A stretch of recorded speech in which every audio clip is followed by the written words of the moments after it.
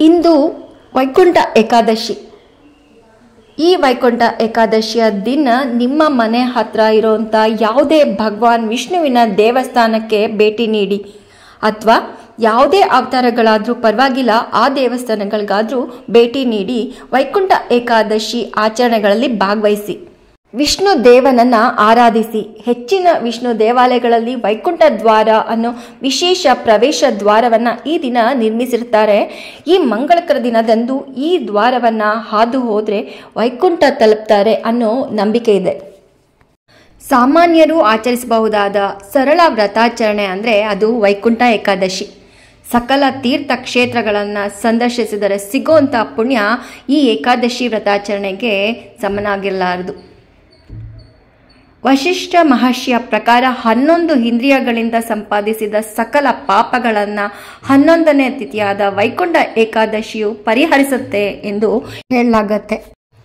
ಪೌರಾಣಿಕ ಹಿನ್ನೆಲೆ ಪ್ರಕಾರ ಸಮುದ್ರ ಮಥನದ ಸಮಯದಲ್ಲಿ ಈ ದಿನನೇ ಅಮೃತ ಉಕ್ಕಿ ಎಲ್ಲ ದೇವತೆಗಳಿಗೂ ಹಂಚಲ್ಪಟ್ಟು ಅಂತ ಹೇಳಲಾಗಿದೆ. ಹಾಗೆಯೇ ಈ ದಿನ ಬಹಳ ಶುಭ ದಿನ ಅಂತ ಕೂಡ ಹೇಳಲಾಗುತ್ತೆ. ಈ ದಿನ ಮರಣ ಹೊಂದೋರು ಪಾಪಗಳಿಂದ ಮುಕ್ತರಾಗಿ ವೈಕುಂಠನ ಸೇರ್ತಾರೆ ಅಂತ ಕೂಡ ಹೇಳಲಾಗುತ್ತೆ. ಹಾಗೇನೆ ಮಹಾಭಾರತ ಯುದ್ಧದ ಸಮಯದಲ್ಲಿ ಶರಶೈಯಲ್ಲಿ ಮಲಗಿದ್ದ ಭೀಷ್ಮನು ಕೊನೆಯ ಉಸಿರನ್ನ ಇಟ್ಕೊಂಡು ಈ ದಿನಕ್ಕಾಗಿಯೇ ಕಾಯ್ತಿದ್ರು ಅಂತನೂ ನಂಬಿಕೆ ಇದೆ. ಈ ಏಕಾದಶಿಯ ದಿನ ಮಹಾವಿಷ್ಣು ಗರುಡ ವಾಹನದ ಮೇಲೆ 3 ಕೋಟಿ ದೇವತೆಗಳೊಂದಿಗೆ ಭೂಲೋಕಕ್ಕೆ ಇಳಿದು ಬಂದು ಭಕ್ತರಿಗೆ ದರ್ಶನ ನೀಡ್ತಾರೆ. ಹೀಗಾಗಿ ಈ ಏಕಾದಶಿಯನ್ನು ಮುಕ್ಕೋಟಿ ಏಕಾದಶಿ ಅಂತಲೂ ಕರೀತಾರೆ. ಈ ಒಂದು ಏಕಾದಶಿಯು 3 ಕೋಟಿ ಏಕಾದಶಿಗಳಿಗೆ ಸಮವಾದ ಪವಿತ್ರತೆಯನ್ನು ಹೊಂದಿರುವ ಕಾರಣ ಇದನ್ನು ಮುಕ್ಕೋಟಿ ಏಕಾದಶಿ ಅಂತ ಕರೀತಾರೆ. ವಿಷ್ಣು ಪುರಾಣದ ಪ್ರಕಾರ ವಿಷ್ಣುವಿಗೆ ವಿರುದ್ಧವಾಗಿದ್ದ 2 ರಾಕ್ಷಸರಿಗೋಸ್ಕರ ವಿಷ್ಣು ವೈಕುಂಠ ದ್ವಾರವನ್ನು ತೆರೀತಾರೆ. ಹಾಗಾಗಿ ಯಾರು ತಮ್ಮ ಕತೆ ಕೇಳ್ತಾರೋ, ಜೊತೆಗೆ ವೈಕುಂಠ ದ್ವಾರದಿಂದ ಮಹಾವಿಷ್ಣು ಹೊರಗೆ ಬರೋ ಚಿತ್ರವನ್ನು ಯಾರು ನೋಡ್ತಾರೋ ಅವರಿಗೂ ವೈಕುಂಠವನ್ನು ಪ್ರವೇಶಿಸಲು ಅನುವು ಮಾಡಿಕೊಡ್ಬೇಕು ಅನ್ನೋ ವರನ ಕೇಳ್ತಾರೆ. ಹಾಗಾಗಿ ಈ ದಿನ ವಿಷ್ಣು ದೇವಾಲಯಗಳಲ್ಲಿ ಉತ್ತರ ದಿಕ್ಕಿನ ಬಾಗಿಲನ್ನು ತೆರೆಯುತ್ತಾರೆ. ಇದನ್ನೇ ವೈಕುಂಠ ದ್ವಾರವೆಂದು ಕೂಡ ಕರೀತಾರೆ.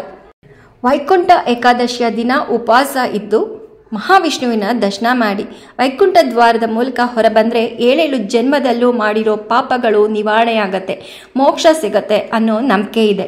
ಅಲ್ಲದೆ ಈ ಏಕಾದಶಿಯ ದಿನ ಅಭ್ಯಂಜನ ಮಾಡಿ ಶ್ರೀನಿವಾಸ ಉತ್ಸವ ಮೂರ್ತಿಯ ಜೋಕಾಲಿಗೆ ತಲೆ ತಾಕಿಸಿ ವೈಕುಂಠ ದ್ವಾರದಿಂದ ಹೊರಬಂದರೆ ಮುಕ್ತಿಯೂ ದೊರೆಯುತ್ತೆ ಅಂತ ಹೇಳಲಾಗತ್ತೆ. ಹೀಗಾಗಿ ವೈಕುಂಠ ಏಕಾದಶಿಯಂದು ಭಕ್ತಿ ಶ್ರದ್ಧೆಯಿಂದ ಉಪವಾಸ ವ್ರತವನ್ನು ಕೈಗೊಂಡು ಶ್ರೀಮನ್ನಾರಾಯಣನ ದರ್ಶನ ಮಾಡಿ ಪುಣ್ಯ ಸಂಪಾದಿಸಿ.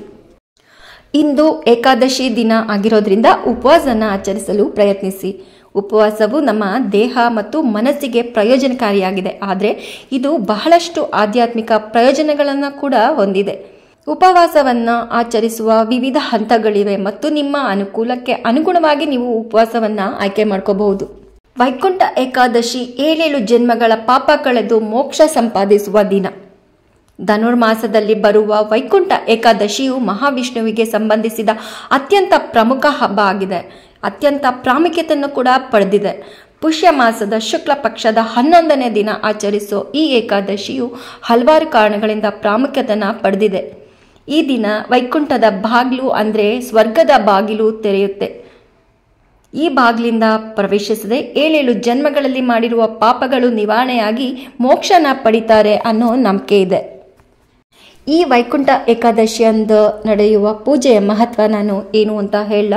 ವೈಕುಂಠವೆಂದರೆ ಕ್ಷೀರಸಾಗರದಲ್ಲಿ ಶೇಷನಾಗನ ಮೇಲೆ ಪವಡಿಸುವ ವಿಷ್ಣುವಿನ ವಾಸಸ್ಥಾನ. ವರ್ಷ ಪೂರ್ತಿ ವೈಕುಂಠ ದ್ವಾರವನ್ನು ಮುಚ್ಚಲಾಗಿರುತ್ತೆ. ಈ ಏಕಾದಶಿಯಂದು ಮಾತ್ರ ತೆರೆಯಲಾಗುತ್ತೆ. ಹಾಗಾಗಿ ಈ ದಿನ ವಿಷ್ಣುವಿನ ದರ್ಶನ ಮಾಡಿದರೆ ಸರ್ವ ಪಾಪಗಳು ನಿವಾರಣೆಯಾಗುತ್ತೆ ಅಂತೂ ಹೇಳಲಾಗುತ್ತೆ. ಮರಣಾನಂತರ ಸ್ವರ್ಗ ಪ್ರಾಪ್ತಿಯಾಗಬೇಕಾದ್ರೆ ಅಹಂ ಬಿಟ್ಟು ವಿಷ್ಣುವನ್ನು ಪೂಜಿಸಬೇಕು. ಹಾಗಾಗಿ ವಿಷ್ಣು ಭಕ್ತರು ವೈಕುಂಠ ಏಕಾದಶಿಯ ದಿನದಂದು ಉಪವಾಸ ಮಾಡಿ ವಿಷ್ಣುವನ್ನು ಪೂಜಿಸೋದ್ರ ಮೂಲಕ ಮೋಕ್ಷನ ಪಡಿತಾರೆ. ಕೊನೆಯದಾಗಿ ನಾನು ಏನು ಹೇಳೋದಕ್ಕೆ ಇಷ್ಟಪಡ್ತೀನಿ ಅಂದರೆ, ಭಗವಾನ್ ವಿಷ್ಣುವಿಗೆ ಸಲ್ಲಿಸುವ ಸೇವೆಯು ವೈಕುಂಠವನ್ನು ಪ್ರವೇಶಿಸುವುದಕ್ಕಿಂತ ಭಿನ್ನವಾಗಿಲ್ಲ. ಅಂದರೆ ಭಗವಾನ್ ವಿಷ್ಣುವಿನ ಸೇವೆ ಮಾಡೋದ್ರಿಂದ ನೀವು ವೈಕುಂಠ ಸೇರಿದಷ್ಟು ಪುಣ್ಯವನ್ನು ಪಡೆದುಕೊಳ್ತೀರಿ ಅಂತ ಹೇಳಿ ಬಯಸ್ತೀನಿ.